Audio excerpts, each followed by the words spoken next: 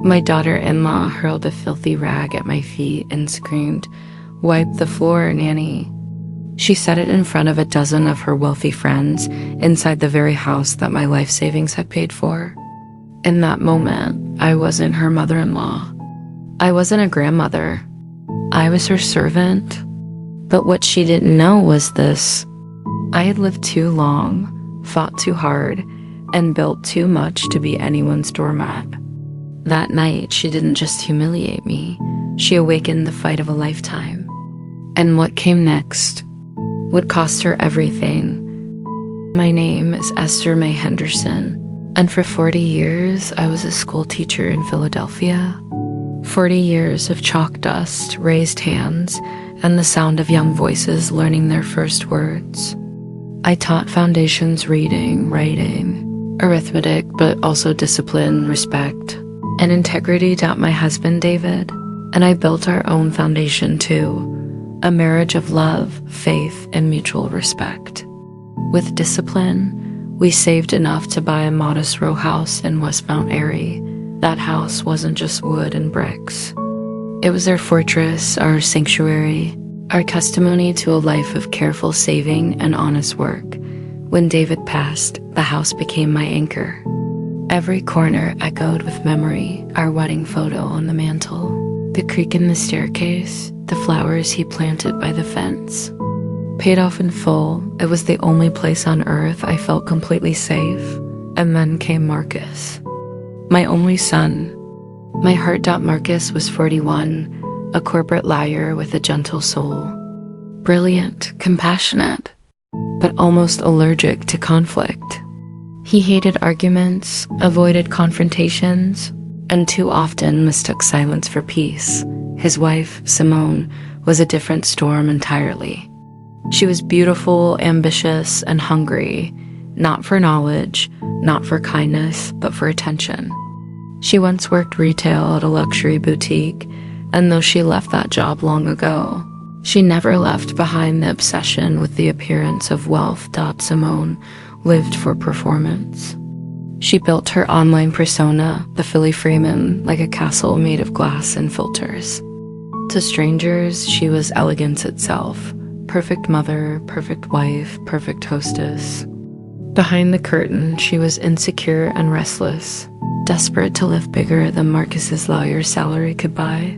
They had 2 children, my grandchildren, my joy 5-year-old Maya and 7-year-old David, a family that could have lived happily in their modest starter home, filled with laughter and love. But to Simone, the house was a cage. The neighborhood wasn't good enough. The school district wasn't prestigious enough.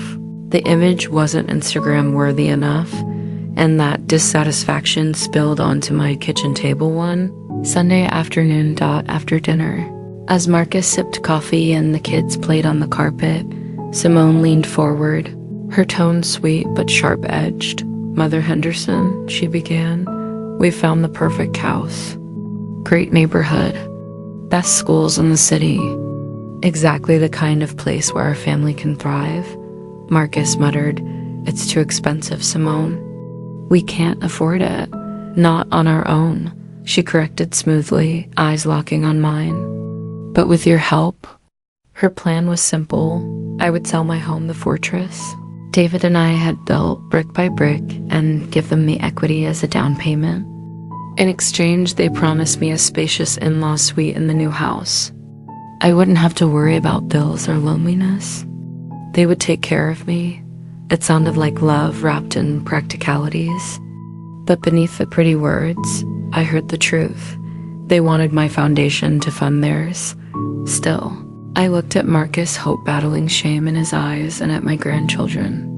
And against the warning voice whispering in my head, against my best friend Dolores calling me later a fool, I said yes. I sold my house. I packed up 40 years of memories, and I handed them the entirety of my life savings the day we moved into their 6-bedroom dream house in the leafy suburb. Simone walked through the halls like a queen inspecting her palace.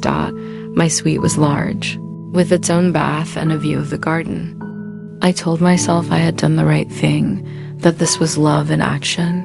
that I had secured my family's future, but the foundation I thought I had laid would soon crack beneath me, because in their eyes, I wasn't the respected elder. I was part of the furniture, not a matriarch, but unpaid staff. At first, the changes were subtle. Simone in yoga pants, bruising out the door. "Oh, Mother Henderson, you're a lifesaver." I've got spin class at 9 and lunch with the moms.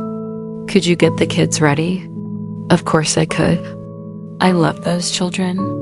So I woke them, dressed them, made breakfast, packed lunches, walked them to the bus. Afternoons, I greeted them home, gave snacks, helped with homework. I cooked dinners, folded laundry, scrubbed counters. Simone spent her days at salons, luncheons, and staging photos of a life I was quietly building behind her lens.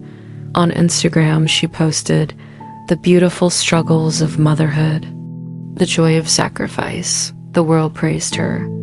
But every meal, every spotless surface, every happy child in her feed, that was my work. I was the ghost behind the brand. The invisible labor, the full-time nanny, cook, cleaner, all unpaid. And then came the title. Nanny, at first a joke. "That's what the kids call her," Simone said with a tinkling laugh. But the children repeated it. Nanny Esther read me a story. I corrected gently, "Grandma, sweetheart." Simone swooped in. "Don't confuse them, Mother Henderson. It's just a cute nickname." It wasn't cute. It was erasure. Soon, I wasn't Grandma. I wasn't Mother Henderson. I was the nanny. A name that grew like poison vines around my identity until I barely recognized myself. It all built toward that day, her big garden party. Weeks of labor fell on my shoulders, weeding, polishing, baking, staging. Simone floated upstairs with her stylist while I ironed napkins and kept the children spotless in expensive linen outfits. The guests arrived, a parade of influencers with smiles sharp as glass. Simone shone, her performance flawless. Then my grandson tripped. Punch arced through the air and bloomed across her brand new white rug. The music died. Phones lowered. Silence fell. Simone's mask cracked. Rage boiled through her painted smile. She didn't scold her son. She found me tray in hand, standing in the doorway. She snatched a rag from the bucket, stomped up to me, and flung it at my feet. "Don't just stand there. Wipe the floor, Nanny." Gasps rippled through the room. Dozens of eyes bore into me. Humiliation struck like lightning, but I didn't bend. I set down the tray. I looked at her once long and cold and walked away, up the stairs into my room, locking the door behind me. And in that silence, humiliation hardened to resolve. She thought she had destroyed me. But what she had really done was declare war. Alone in that room, I trembled. The humiliation of being reduced to the help in a house I had bought ate at me like acid. My first instinct was to call Marcus, to beg him to see me, to defend me, to protect me. But I already knew his answer. He would apologize. He would promise to talk to Simone. And then he would do nothing. Marcus always chose silence, mistaking it for peace. He always chose Simone over me. So instead, I picked up the phone and called the one person I knew would never let me down. "Hey, Essie," came the warm, familiar voice of Dolores Sterling, my best friend for more than 50 years. "How was the big party?" And just like that, the dam broke. The tears I had buried for months, for years, poured out. My voice shook as I told her everything. The snide remarks, the stolen title of nanny, the erasure, the isolation, and finally, the rag at my feet. On the other end, silence. Not shock, something heavier. The silence of a gathering storm. "That little witch," Dolores finally hissed. Her voice dropped low, dangerous. "That's it. That's the last straw. I'm driving over there right now, Esther. I'll have a conversation with that girl she'll never forget." "No, don't," I begged. "It'll only make things worse." How could it possibly get worse? Dolores snapped. You're treated like a slave in a house you paid for. Her anger simmered, but then it shifted. Dolores had spent 30 years as a union representative. She knew when to fight fire with fire and when to fight with strategy. All right, she said firmly. We do this smart. First, write everything down. Every word, every insult, every name of every guest who saw that rag hit your feet. Document it all. Second, you're done. No more cooking. No more laundry. No more babysitting. You are officially on strike. Let her see how perfect her little Instagram life looks without the woman holding it together. And third, her voice softened, fierce, protective love coloring every syllable. You're not alone. You've got me. You've got an army at your back. Now it's time to call in the troops. For the first time in months, I felt something stir inside me. Power dot the next morning, I stayed in my room. I didn't cook breakfast. I didn't pack lunches. I didn't touch the laundry. The silence that filled the house was thick, angry, unfamiliar. The spotless machine Simone flaunted online began to fall apart, dirty dishes piling. Children cranky, laundry baskets overflowing. Simone seethed. Not because of her actions, but because I dared to stop playing her unpaid servant. Her perfect image began to fray, but I knew. Dolores's righteous fury wasn't enough. I needed something more. I needed moral authority. And in my family, that meant one man. I dialed my brother's number. Reverend Roy Henderson, 75 years old, retired pastor, respected elder. His voice, when he answered, was a deep baritone that had comforted thousands. Esther, my dear sister, he said warmly. It's good to hear your voice. How are you? And I told him everything. The money, the slow creep of disrespect, the name, nanny, and finally, the rag. The silence on his end stretched long and heavy. When he finally spoke, it was not anger, it was sorrow. The sin of pride, Roy said softly, is the deadliest of them all. It blinds people to their own cruelty. His voice deepened. And the sin of silence when a good man stands by and allows injustice in his own home is sometimes the greater sin. He wasn't just talking about Simone. He was talking about Marcus Dot, and his tone hardened, uncheckable. Esther, you have been a good mother, a loving grandmother, and you have been dishonored. That stain is not yours to carry, it is ours to correct. Rest now. Let your family fight for you. It's time for a reckoning. And in that moment, I knew I wasn't just a victim anymore. I was a wronged woman with the full weight of family and faith on my side, but I needed one last piece. Not just a strategist, not just a pastor. I needed a weapon. That weapon had a name, Nia Sterling, Dolores's daughter, my goddaughter, 35, brilliant, fierce, and a rising star in family law. When I told her the story, her reaction was a terrifyingly beautiful blend of outrage and calculation. She did what? Nia hissed. Oh no. That little Instagram princess is about to learn what a subpoena looks like. Then the lawyer in her took over. Auntie, send me everything. Dolores's notes, financial records, the check you wrote, closing papers. Did they sign anything when you gave them the money? My heart sank. No, it was family. Just a verbal agreement. Nia paused, then her voice sharpened like steel. That makes it harder, but not impossible. Her treatment of you could be argued as elder abuse, a breach of good faith. But we need leverage something undeniable. And Auntie, we're not just going to fight in court. We're going to fight her where she lives. On her brand. On her finances. On her inheritance. For the next hour, Nia laid out a plan so ruthless and precise it left me breathless. Step 1. Disinherit Marcus completely. Create a trust for the grandchildren, ironclad and untouchable. Step 2. Attack Simon's brand. Hire a private investigator. Expose the lies she's built her influencer empire on. Step 3. Demand repayment of my money in court plus damages.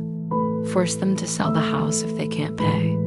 Strip away the very state Simone used to perform her fake life. When she finished, I sat there stunned. I had walked into this fight a humiliated old woman. But now I had an army. A general in Dolores, a bishop in Reverend Roy, and a queen in Naya. Simone had thrown a rag at my feet. She thought it meant my defeat. She had no idea she had just declared war. The very next morning, I walked into Nia's downtown office. The skyline of Philadelphia stretched beyond the glass windows, a world away from the suffocating silence of my son's house. For years, my will had been simple. Everything I owned, stocks, bonds, savings, would go to Marcus. It was unquestioned, automatic dot, but now Naya slid a fresh legal document across the table. Today, she said firmly, we changed the order of things. My heart ached. To disinherit your only child feels like tearing your soul in half. But Naya's eyes burned with conviction. Auntie, this isn't anger. This is protection. You're protecting Maya and David from their mother's greed. You're protecting your legacy from being squandered on handbags and hollow parties. This is not a failure. This is wisdom, so I signed. With one stroke of a pen, Marcus was no longer my heir. Every dollar, every investment, every sacrifice of my lifetime was placed in a trust for my grandchildren's future, untouchable by Marcus or Simone. Simone thought she had secured her fortune. In reality, I had just planted a silent bomb beneath her world. Back in the house, I stayed on strike. No cooking, no cleaning, no babysitting. Chaos crept in. The 6-bedroom showcase Simone flaunted online was crumbling, laundry piles, empty takeout boxes, children screaming on camera. Her captions, once polished and perfect, turned strained.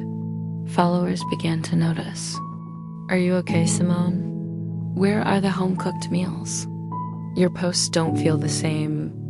She was slipping, and she didn't even see that my army was quietly tightening the noose. NIA hired Carla, a former FBI digital forensics expert. Carla began combing through years of Simone's online life with surgical precision. The findings were devastating. Post after post. Simone referred to me as her nanny, smiling photos of me reading to the children with captions like, "So lucky to have our wonderful live-in help." Followers asked where she'd found me. Simone replied, "She's one of a kind." She was building her brand on my back, using my labor as content, but it got worse. In a private paid group for her most devoted fans, Simone was running a scam. She told followers her nanny was expensive and asked for donations to a nanny appreciation fund, an account that funneled straight to her PayPal. She even made a wish list of gifts, luxury appliances, linens, electronics, all for herself under my name. She's not just lying, Mia said, her voice sharp as a blade. She's committing fraud. And then came the final dagger, private messages. Carla retrieved screenshots of Simone mocking me to her friends. "The old woman is driving me insane. She's too slow, but free childcare is too good to lose. She's lucky she even has a roof over her head." My roof. No, Simone. Not yours. Mined out while the investigator dug deeper. Reverend Roy prepared his own battlefield, the family. This wasn't going to be a quiet scolding. This was tradition. This was judgment. He summoned Marcus and Simone to his home on a Sunday afternoon. When they arrived, nervous and confused, they found a dozen of our family elders seated in a solemn circle. Reverend Roy sat tall in his armchair, the family Bible beside him. His voice, low and thunderous, filled the room. He didn't speak of lawsuits. He spoke of scripture, of the commandment, honor thy father and mother, of the sin of pride. of the silence of a son who let his mother be dishonored under his roof. "Marcus," he said finally, his voice heavy with sorrow, "I held you the day you were baptized. I watched my brother raise you to be an honorable man. And yet, you have stood silent while your own mother was reduced to nothing in your home. Shame does not fall only on your wife. It falls on you," Marcus broke.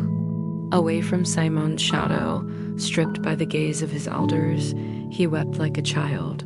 Simone tried to fight back. She wept crocodile tears, claiming pressure, love, misunderstanding. But this was not Instagram. This was a room full of elders with wisdom sharper than any filter. Their faces were stone, unmoved.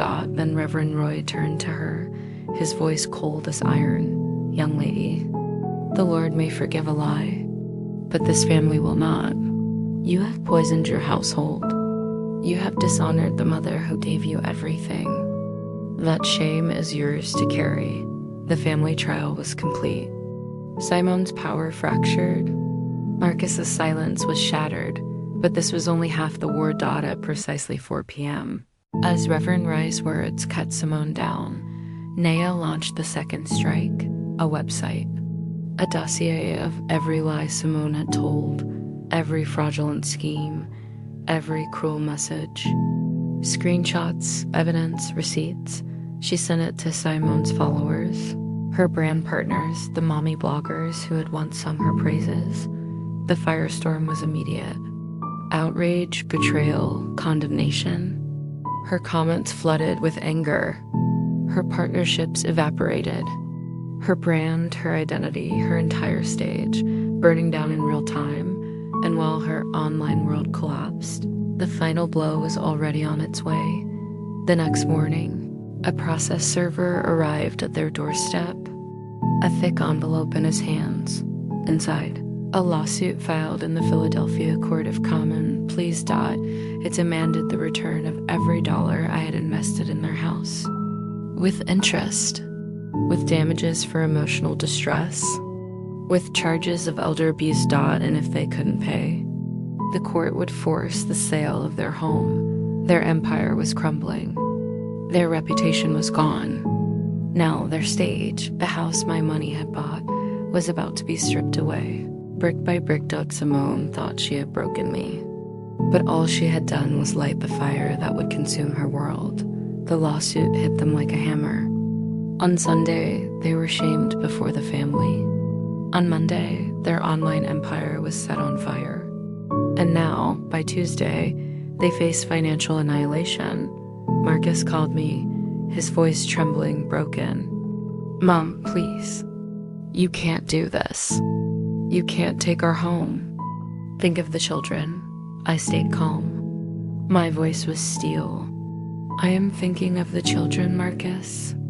I'm thinking of the example being set, that it's acceptable to treat their grandmother like a servant. This isn't just about money. This is about consequences." He sobbed, desperate. "We'll be ruined." "You should have thought of that," I said coldly, before your wife threw a rag at my feet, and I hung up. The time for pleading was over. The time for consequences had begun. Simone and Marcus tried to fight at first, but their lawyers saw the evidence stacked against them and advised surrender. There was no public trial. Instead, we gathered in Nia's law office, in a quiet conference room that smelled of leather and polished wood. Simone sat pale and hollow, the sparkle gone from her eyes, her body a shadow of the influencer she once pretended to be. Her social media accounts were abandoned, sponsors had pulled out, and her so-called friends had vanished overnight. Marcus looked older, beaten down, finally stripped of his silence. The settlement was not a negotiation. It was my terms, and they accepted without a single objection. They would sell the house immediately. From the proceeds, my full investment with interest would be returned. Additional damages would be paid to me directly, and my new will disinheriting Marcus would remain untouched. The reckoning was complete. The sale was swift and brutal. The dream home Simone had flaunted online was gone. auctioned off to strangers. When the dust settled, I walked away with my rightful money. They were left with scraps, not even enough for a down payment on another house. Marcus and Simone moved into a small, cramped rental on the far side of the city. Simone went back to retail, standing on her feet for hours in a job she despised. The Philly Freeman was no more. She was just another woman trying to make rent, and me. I was free. I bought myself a bright, peaceful condominium downtown. It wasn't as large as the house, but it was mine, truly mine. I filled it with books, photographs, and memories that had survived every storm. I created the Henderson Grandchildren's Education Trust, ensuring Maya and David would have a future untouched by their parents' greed. And I did something more. I took a portion of the money and founded a small charitable fund at my old school to help young teachers afford supplies. The way I once struggled to daunt my revenge wasn't just their downfall. It was my restoration. Looking back, I realized something. Simone thought the rag she threw at my feet was an insult that would break me. Instead, it became the match that lit my war. A war one fought with strategy, with faith, with family, and with the uncheckable truth that dignity can be reclaimed. My name is Esther Mae Henderson. I taught for 40 years in classrooms across Philadelphia.